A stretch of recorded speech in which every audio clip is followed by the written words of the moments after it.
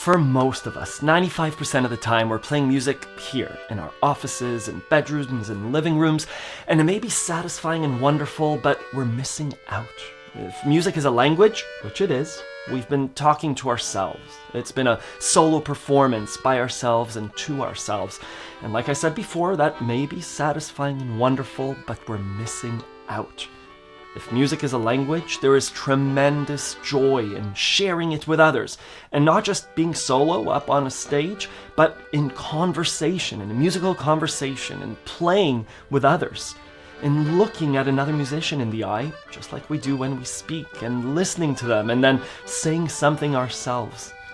And unfortunately, so much of our early musical education emphasized no mistakes and play it just as it's written down on the piece of paper. And so we became really good at doing that, but it stifled our connection to the music. And if music is a language, then it should be as flowing and as satisfying and have the ums and ahs and interruptions and giggles and mistakes that conversation has.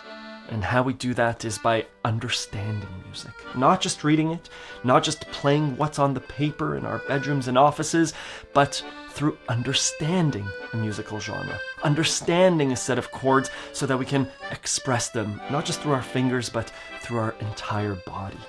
I teach all this over on Accordion Love, and I encourage you to try it out for free for an entire week and see how it changes how you connect with music.